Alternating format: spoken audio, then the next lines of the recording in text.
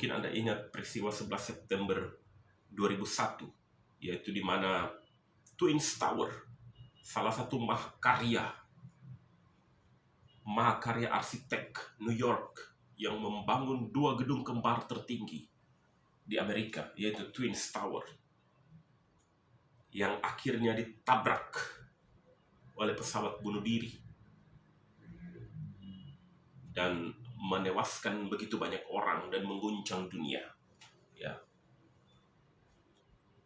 Pada saat itu, saya ingat betul, 1 hari sebelum peristiwa itu, saya ada di gedung itu. Saya lagi dari New Jersey mengantar dokumen ke lantai 112 gedung Twin Tower. Ternyata penjagaannya ketat. Di bawah gedung itu kita masuk parkiran, saya dan kawan saya, driver, masuk, lalu dicegat. Pemeriksaan lumayan ketat. Sudah sangat ketat lah, saya katakan ya. Waktu itu masuk, karena pemeriksaan berlapis-lapis, rupanya karena sudah ada upaya pemboman gedung itu. Di tahun 93 kalau tidak salah, sudah sempat ada upaya, makanya diperketat lagi. Lalu kita masuk, kita antar ke lantai 112. Setelah itu, tidak langsung pulang New Jersey, saya dan kawan saya nginap di New York. Ya, karena masih ada ya, kita harus ke Staten Island dan sebagainya. Ke upstate New York untuk mengantar dokumen juga dan untuk tanda tangan sign kontrak. Pagi-pagi kita bangun dari hotel. Ini 1 hari sebelumnya kita baru dari gedung itu. Kita bangun dari hotel, saya nonton TV berita itu sadis. Gedung itu hancur lebur ya. Kita udah lihat juga kan rekamannya masih banyak di YouTube. Itu peristiwa yang sangat menggemparkan. Dalam hati saya ini luar biasa. Ini kalau misalnya tertunda, misalnya kemarin kita belum ke gedung itu karena ada urusan lain.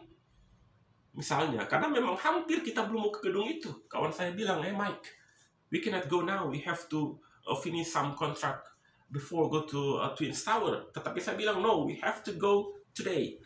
Karena schedule kita today, hari sebelumnya. Dan begitu peristiwa terjadi, saya bilang ke rekan saya, kalau kita pergi hari ini, sesuai dengan permintaan Anda, sudah jadi abu, debu tanah kita di sana. Karena ini, makanya saya bilang, ini adalah salah satu juga kuasa Tuhan. Saya tidak pernah percaya kebetulan. Tidak pernah ada kebetulan, kata kebetulan dalam kehidupan orang percaya, orang Kristen. Tuhan telah membuat segala sesuatu itu indah pada waktunya.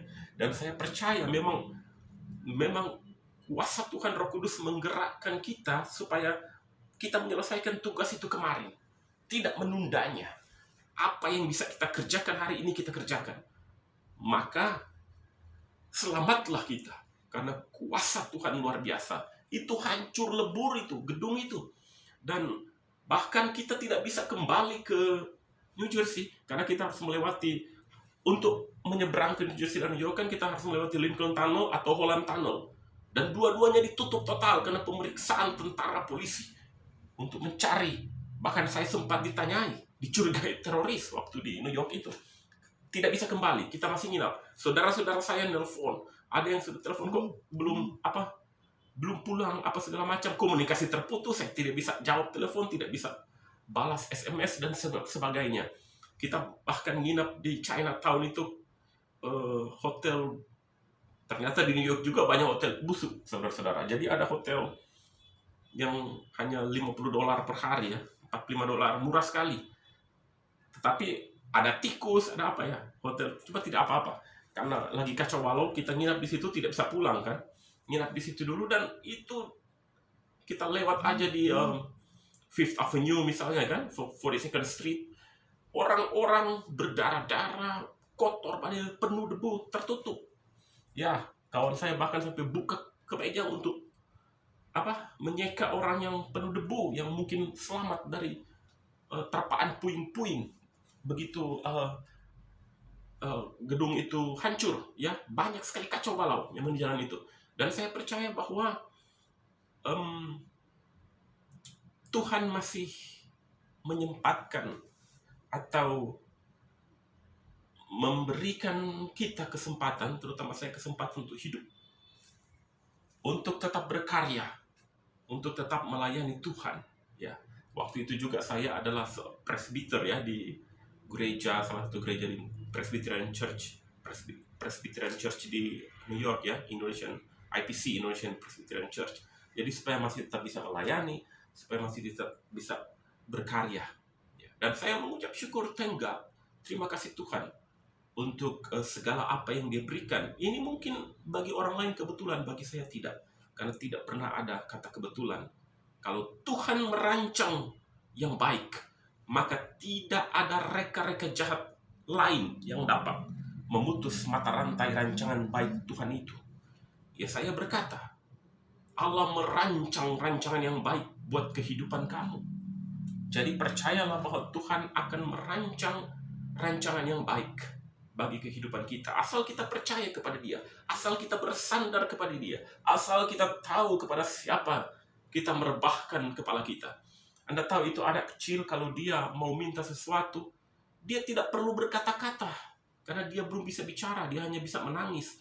Tetapi asal dia tahu kepada siapa dia harus merebahkan kepalanya, maka dia tahu orang yang dia percaya itu akan memberikan apa yang tidak terucapkan lewat kata-kata. Itu balita itu dia hanya merengek, menangis, dan menaruh kepalanya, menyendengkan kepalanya, menyandarkan kepalanya di pangkuan ibunya. Ibunya sudah tahu apa yang harus dia berikan kepada anak itu.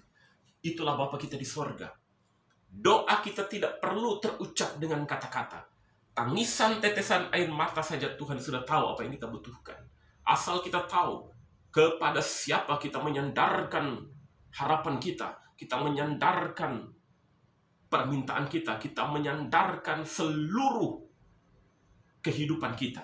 Kalau kita menyandarkan kepada sosok yang tepat, maka doa yang tanpa suara pun, tanpa kata-kata, Tuhan sudah tahu. Yesus tahu. Tuhan Yesus tahu apa yang engkau butuhkan. Asal engkau berharap sungguh-sungguh kepada Dia dan mempercayakan hidupnya kepada Dia. Tidak hanya percaya, tetapi mempercayakan hidupnya kepada Dia. Saya sungguh mempercayakan hidup saya hanya kepada Tuhan Yesus, satu-satunya Tuhan dan Juru Selamat dunia dan manusia. Meskipun dunia menolak Dia, saya percaya bahwa ketuhanan Yesus, kemahakuasaan Yesus tidak akan berkurang sesenti pun, meskipun ada jutaan orang yang tetap menolak Dia dan tidak mau menerima Dia sebagai Tuhan dan Juru Selamat pribadi. Bagi saya, mujizat itu nyata setiap hari. Saya lolos dan tidak mati di Twin Tower. Saat itu juga adalah mujizat dan karunia Tuhan terbesar. Dalam kehidupan saya telah tercatat beberapa kali saya lolos dari sesuatu yang seharusnya berakhir tragis. Dan saya percaya sekali lagi tidak pernah ada kebetulan di dalam hidup orang percaya. Tuhan sudah menyediakan apa yang terbaik bagi kita. Tuhan merancangkan rancangan yang terbaik bagi kita sesuai waktu Dia. Kita tidak bisa menolak kematian. Kapanpun kematian bisa menjemput kita. Tidak perlu kita cari. Kapanpun maut bisa menjemput kita. Tapi saya percaya bahwa Tuhan sudah mengaturnya sesuai dengan waktu Dia. Yang penting kita tetap beriman, kita berjalan di jalan yang lurus yang Tuhan sudah siapkan, lalu kita tetap berbakti, memuji, memuliakan nama Dia. Urusan kematian bukan di tangan kita. Ya. Kita hanya harus berusaha. Tetapi Tuhanlah yang menentukan hasil akhir. Kita berjuang, Tuhan menentukan hasil akhir.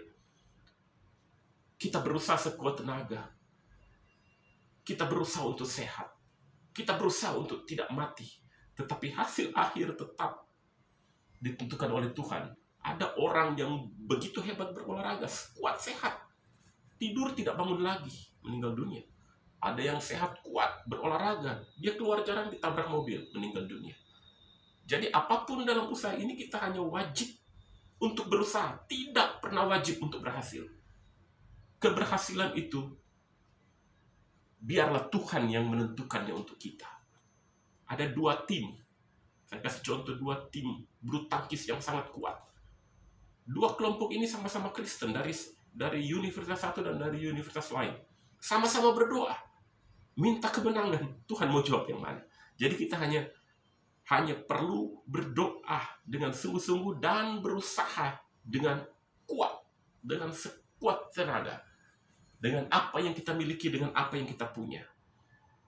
Hasil akhir biar Tuhan yang menentukan. Tetapi sekali lagi saya percaya Tuhan merancang rancangan yang baik bagi kita, dan tidak pernah ada kata kebetulan. Apapun yang terjadi dalam hidupmu, engkau perlu mengucap syukur kepadanya, sebab Dia mengatur segalanya, termasuk hidup dan matimu. Tuhan Yesus memberkati.